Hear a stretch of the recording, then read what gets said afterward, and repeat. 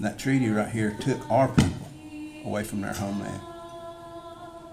Each and every one of us has someone that we lost that was on that trail. 180 years ago, Cherokee leaders signed an agreement. It laid the groundwork for the Trail of Tears. For the first time, Cherokee leaders were shown the original. It was a little bit emotional for me. I am a direct descendant. My fourth great-grandfather, James Starr, had signed the treaty.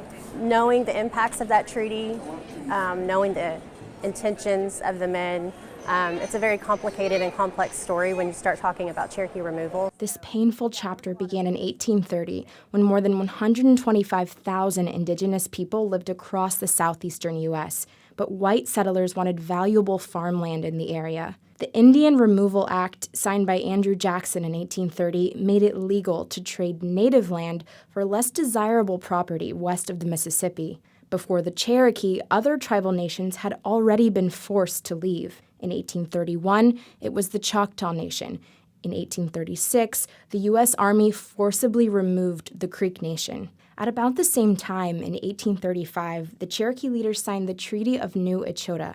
It said the Cherokee people would leave their home.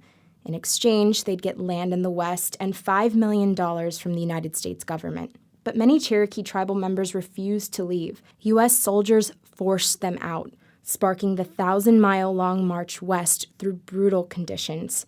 4,000 Cherokees died. 25% of our population perished, died on that Trail of Tears. I don't think anybody can imagine 25% of their relatives dying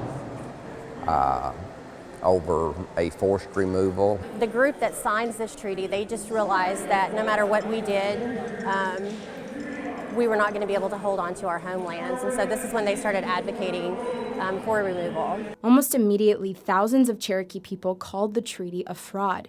More than 2,000 signed a petition demanding Congress void the agreement. But in 1836, the Senate ratified it anyway, by one vote. A lot of people think that the federal government just uprooted Cherokees or any of the tribes and removed us west. Well, what they did was really cause a lot of division between Native peoples. After they signed that, I mean, there was a lot of what we often call the Cherokee Civil War, ensued a few years after that, and it lasted for years. This treaty is one of 377 agreements between the United States and Native nations.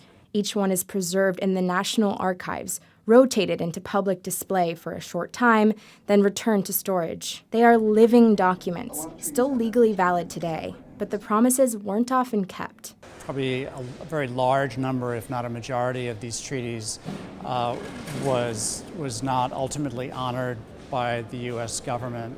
However, they're important documents for the Native American communities because they represent the U.S. government recognizing a Native American community as a people, as a sovereign nation. Now, more than 365,000 Cherokee citizens live across the U.S. in all 50 states. What happened at Standing Rock, we came together.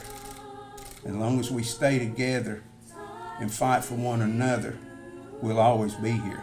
The more we can tell our story, the less likely that history will repeat itself.